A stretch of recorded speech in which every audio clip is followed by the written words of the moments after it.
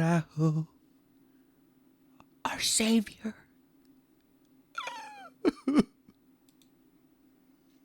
The fuck? What the?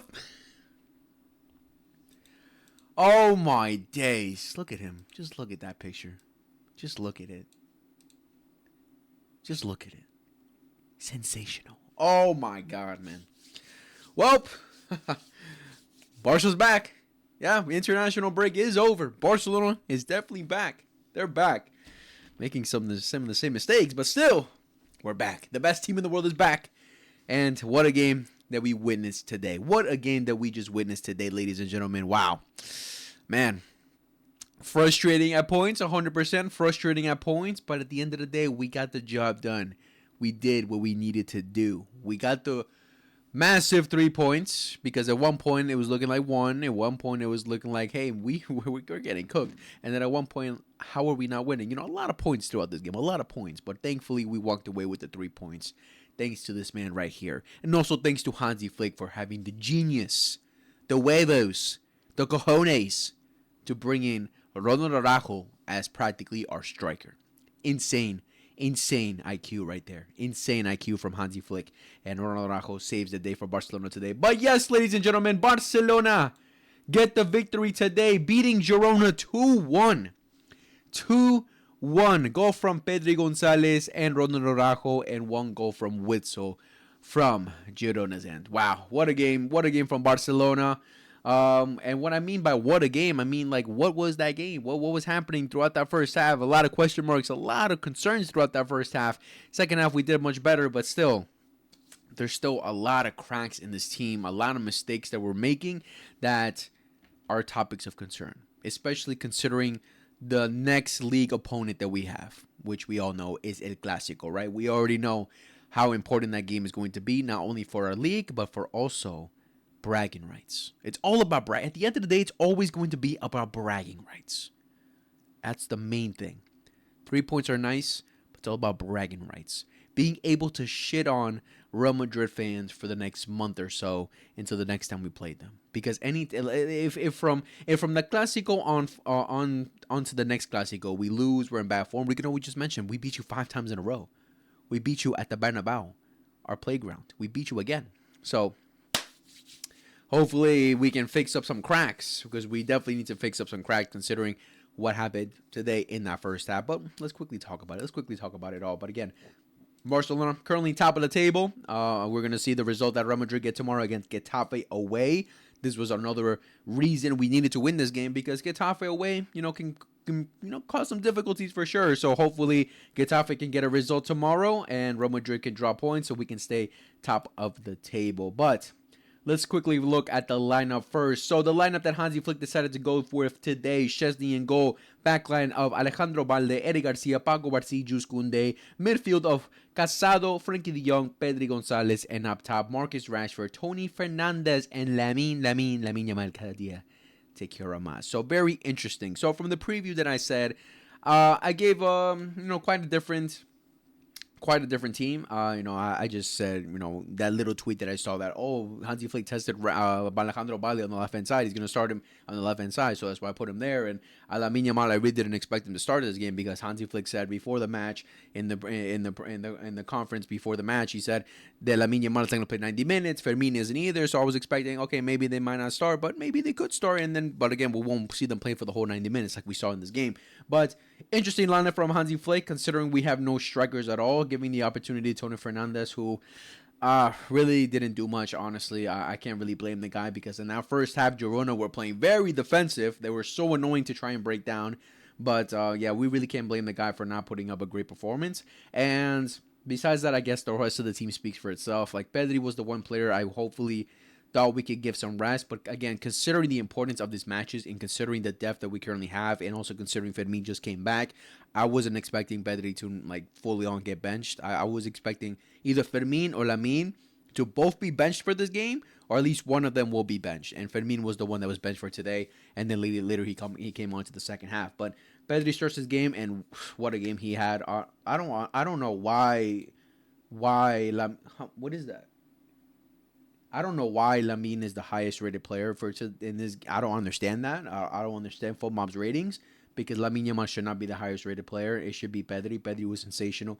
I thought the whole midfield was actually pretty good, but Pedri was clearly the best player in our team in this game. I don't understand why Lamine Yamal is the star player, but who cares about ratings anyways? Like ratings really don't tell you the full story of everything. But interesting lineup from Barcelona, right? But I know there was just one person after we scored that was pissed. Everyone knows there was one person that after Araujo scored that goal was visibly upset. You can see it. I remember when Araujo scored that goal. You know what Marzano did? He tried to play it cool. Like, he doesn't care. But he went like, I saw it. I saw him go like, fuck, man. Damn it. I almost did it for you, Madrid. I know inside he was burning. Because today he robbed us. He's robbing us of the potential of having our coach for the Clásico. He robbed us of a penalty. He robbed us of stupid fouls he should have given for us. But at the end of the day, we already know what it's about.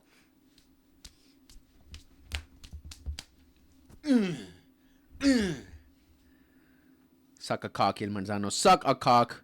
We got the dub. But yeah, guys, quickly going over that first half. What the fuck was that? What was that first half? Like, I said it for the Sevilla game. It's like if the PSG game, the second half of the PSG games translated into the Sevilla game. And in the first half today against Girona, it's like if that Sevilla game translated into the first half against Girona. Like all those halves were connected in one because of how bad we were pressing, how easily the opposition was getting through our high line and causing major problems. Because Girona, again, let's not get it twisted. As much as we won this game, Girona could have easily killed the game off in the first half. Easily could have finished the game off and could have won that game. Easily. Because they were, in the first half, they were annoying. They were playing very defensive. They would have done if they scored those opportunities, oh my God, bro. The second half would have been torturous. I don't even know that's a word, but I'm going to say it. It would have been torture. It would have been torture if they had scored those opportunities. Because, again, how easily we just gave those opportunities, unacceptable. But we go up 1-0 first from a beautiful goal from Pedri Gonzalez. Now, one little skill move from Jules Koundé. Lamine Yamal finds Pedri, and Pedri, like prime Messi, with the left foot, bangs it in. Bottom right, goalkeeper has no chance. Beautiful goal from Pedro Gonzalez to bring us up 1-0. Beautiful goal. From the first half, like the beginning minutes, we were in control. We looked good. We looked on it. We were going at it. Lamine Yamal putting up a little skill show. But remember that little he just chipped it around the defender and just that was beautiful. But we started off great. And then, boom, out of nowhere, a corner kick for Girona. Bad clearance. Cross into the box. And Witsel, I don't know what just went on in him to actually do that, but a little chilena, and he scores it. Unfortunate goal. Szczesny really couldn't do much about it. It bounced. He couldn't really do much about it. He really couldn't anticipate it. And then, boom, goal for Girona to bring it back 1-1. And I'm like, okay, all right. At least we're doing better. Okay, one lucky off goal. All right, it's a chilena. You really couldn't do much. It's a special goal. Nice. Go ahead. We're going to come back on this. But, man, the only clear chances we had in our first half was the free kick from Rashford where he hit the crossbar. Then the second one was when Pau Cubarsí, carried the ball forward, gives it to Tony Fernandez. Tony Fernandez brings it down for Frankie, and then he just kicks it. Shoots it at the goalie. Not at the goalie, but he shoots it pretty well, but the goalie with a great save. And obviously the chance from Pedri. Those were the only clear chances that I can remember from the first half. But Girona had 4 or 3 different clear-cut chances where they could have, again, killed the game off from stupid mistakes. Of course, there was one where they caught us on the offside where it was very disappointing and how easily we just lost the ball through the midfield, and I don't understand what the backline was doing. They were all over the place. They were not organized at all. One little through pass, and they were through. I don't understand what they were doing. Like, Balde was forward, Eric Garcia was forward, and Cubarsí and Koundé were behind. Like, they were not aligned anywhere near, and boom, they got through us, but thankfully they missed. I think that was the one they hit the post, if I'm not mistaken. I can't remember exactly. Then the other one was Jules Koundé. I don't understand what he was doing. He loses the ball in such a stupid manner. They hit us on a counterattack, but thankfully, again, they miss. And then the other one, unfortunately, would have been sad if it happened, but Pedri loses the ball. He takes like a missed touch, and they hit us on a counterattack, but thankfully, again, they miss. But they had clear-cut chances where they could have killed the game off. And thankfully, again, we're going up against a side that doesn't have as much quality as the likes of Real Madrid, who we're going to face next weekend. We cannot afford to make these mistakes. We cannot. All right, it's unfortunate the one from Jules Koundé and Pedri are individual mistakes who I don't expect them to always do that. No way. They're always, most of the time, perfect. But they make those mistakes, but mistakes can cost you, right? But thankfully, this game, it didn't cost us. But we obviously can't make those mistakes. But the third one where they got easily through from our bad pressing and how easily Girona just got through our midfield, they took the ball away from us, and then boom, they hit us that easily, one over the top, and they almost scored easily. It could have been 3 goals. Like I'm genuinely surprised they didn't score one of them. I like when they got through, I was like, it's done. It's done. We haven't learned. We're still making the same mistakes. They're gonna kill us. But again, thankfully, they missed those opportunities. But it's just unacceptable. The amount of space that we allowed them to work with in that first half, the amount of times we just let them out their own half, like so easily. Like our press is so disorganized. Like we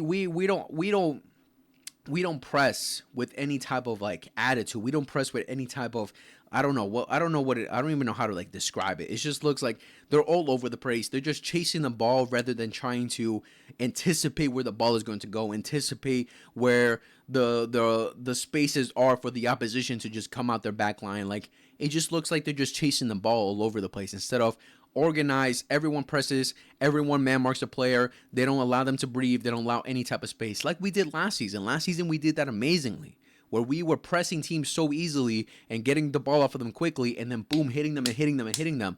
But now so far this season, we haven't been doing that. Now, could it be a result because we don't have Rafinha? Firmino just came back. We're missing some players. Yes. But at the same time, it's about getting every single player on board. That's why when we played against PSG, I was like, hey, let's not completely underestimate this PSG side just because they're missing their most important players. Of course, I was still confident going into that game, but I was still like, hey, let's calm down. Let's not be fully confident that they stand no chance against us, because the one thing I give props to Luis Enrique, and of course he has the he has the benefit of being able to do this because he plays in a league where he's able to make rotations on a regular basis compared to Barcelona, who really can't afford to make rotations in the league because we're playing in a very competitive league where last season they won it like by 20 points. Like it's not that competitive, right? But he has the ability to make rotations and instill the game plan, instill the tactics, instill the system, instill the way that they need to play, the way they need to press on every single one of his players, from the bench to the starters to the reserves, whoever he calls up. He instills it in their heads of how they should press, how they should play against oppositions, right? And that's what Hansi Flick has to do with our players. Because it should have been excuses. Oh, it's because we didn't have Rafinha. It's because we didn't have that should have been an excuse. Every single one of these players should understand how they should press, how they should play against the opposition that Hansi Flick sets up against. He has to instill that in mentality to every single one of these players, right? Like that's the problem that I have so far with Hansi Flick. Hopefully, again, we get better, because second half I think we did do better, but these are mistakes that we cannot afford to make, especially against Real Madrid, because we will be absolutely killed. I know Real Madrid fans were watching that first half, absolutely licking their lips and just imagining Arda Güler just waiting for Mbappe to make one little run and boom, they're going to kill us. Because we know they're not going to make the same mistakes from last season, especially Mbappe. He's not going to go offside 1,000 times at the Bernabeu like he did last season again. He's not going to make those 6 mistakes. So we got to fix up. We really got to fix up. But, yeah, that first half was not good enough. Like, overall, when we're looking at the team, like, individual-wise, Balde, decent match. Wouldn't say he was incredible. Wouldn't say he was amazing. He did all right. Eder Garcia and Paco Garcia, I thought they did pretty well. Again, except for those mistakes we did in the beginning, which I'm not going to fully blame it on them because it came from individual mistakes from some of our players over here in the midfield and going forward. But still, besides that, I thought they were pretty solid.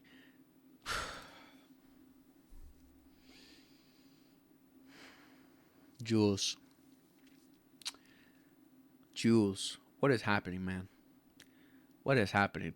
Well, Jules Koundé today put up a disaster class. He was awful today. I'm not going to sit here and lie. I love Jules Koundé. I love him. I want him to be a starter for Barcelona. I want him to be our starting right back. But the performance he put up today was atrocious. Defensively, worrying. Worrying. Going forward, practically offered nothing.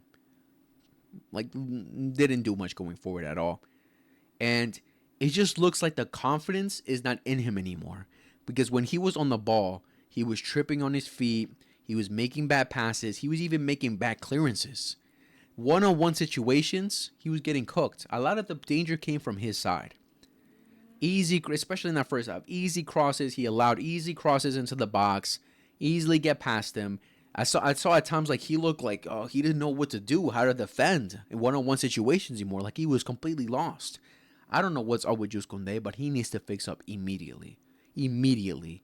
Because if this is the form that he's in right now, I don't want to see him start in the Clásico. I don't. Because I can already imagine Vinny cooking him, or Mbappe cooking him, or Rodrigo cooking him. I can already imagine him because so far defensively he has not been on it at all. He needs to fix up. You know, I still have confidence that he'll come back to his form. I don't know what it is right now. It's looking for me like a lack of confidence for some reason, but he needs to fix up ASAP because this is not good enough. Nowhere near good enough today. Not a great performance at all. Casado, I thought was actually pretty solid today. Very, that little sweeper that you want in the midfield, who's always going to be, sitting back a little bit, waiting to recover balls, waiting to sweep up some, mistakes from Barcelona. He made some great recoveries. I thought he was pretty good today. Frankie de Jong, I thought he also had a great game, just pushing us forward, going forward all the time. I think the first half, he was a lot in the attacking areas compared to how he usually is a little bit, further back. But today, he was on it. He was pushing us forward, gets the assist for Ronald Araujo towards the end. I actually thought he had a great match. Pedri Gonzalez, again, amazing. Another incredible match from Pedri. But at the same time, again, we had to sub him off early because we can't afford to be playing him these many minutes, right? This long. We're this was the one player that I thought we needed rest, but again, we can't really afford to bench him right now considering our depth right now. But you could tell the moment that Hansi Flick took him off, he was tired. He was gassed because he was running back and forth again. Those are the mistakes we can't be making anymore. The mistakes that we made in the first half, even towards the beginning of the second half, where we were making countless mistakes where Girona were just attacking us and giving them freedom to attack us. We can't afford to make those mistakes because then we're going to force all these players to have to run back, waste their energy. They're already wasting energy pressing. Now they're going to waste their energy running back. Like Pedri, I saw that doing that countless times. So he was gassed. So he needed to be taken off for sure, and I have no problem with that. But it actually, again, also shows the balls, the cojones of Hansi Flick of taking out the likes of Pedri and Lamine Yamal in the minute that he did, considering we were still, tied up. We wanted a result, and taking those two best players out, that takes a ball. So, credit to Hansi Flick. Rashford, decent game. I wasn't... I don't know. Where Rashford, he's giving up, decent games. I wouldn't say amazing. I wouldn't say terrible. I'd say a mid-match. Tony Fernandes, again, really couldn't do much. Lamine Yamal, again, I don't know why he has the highest rating. I thought in the first half he did pretty well, but second half, not really much from him.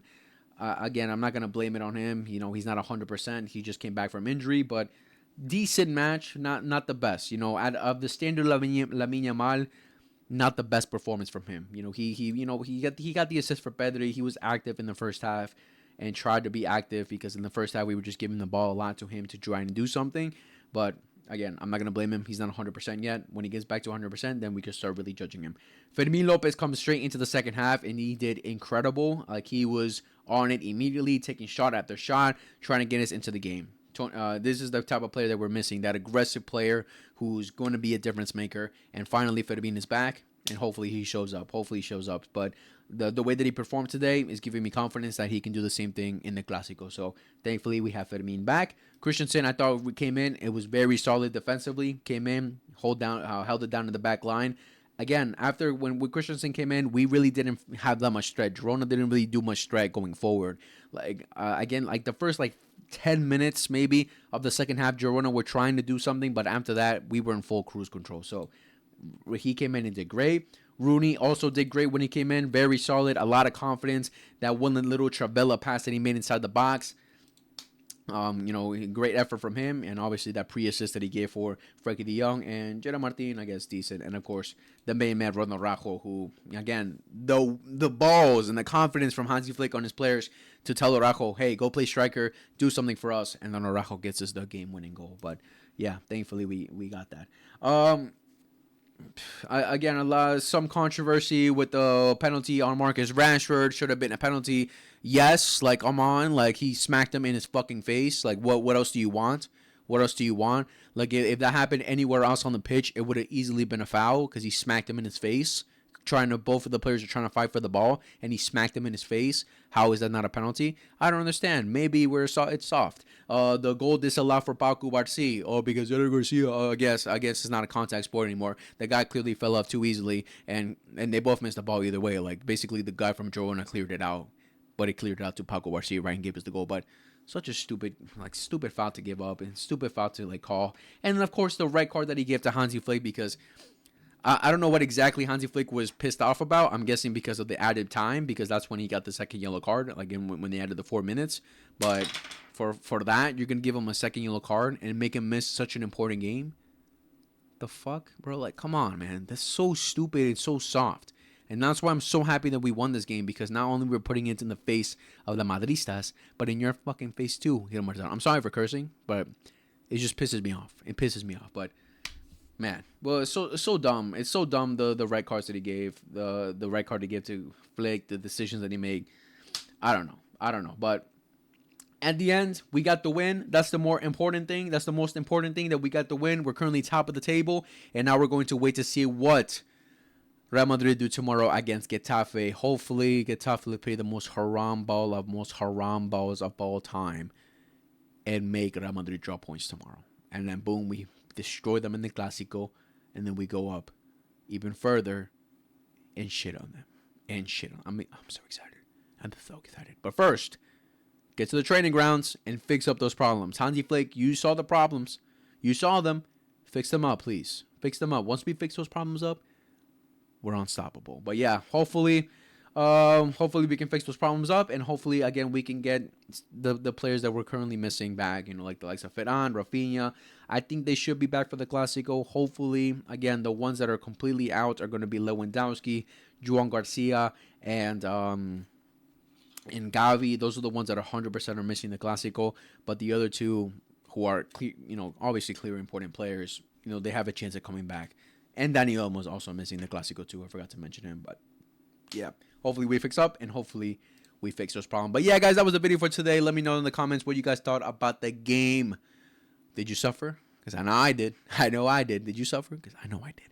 And overall, who was your man of the match, your sensations of the game, and how you're feeling for the upcoming week, Champions League on Wednesday, and next week El Clásico. Let me know all those things down in the comments below. Make sure to like, subscribe, favorite, hit the notification bell for every time we upload. Share your friends that love football. Guys, we're close to 500 subscribers. Please hit that subscribe button and tell your friends, your dogs, your cats, the person under your bed, that they must hit the click subscribe button.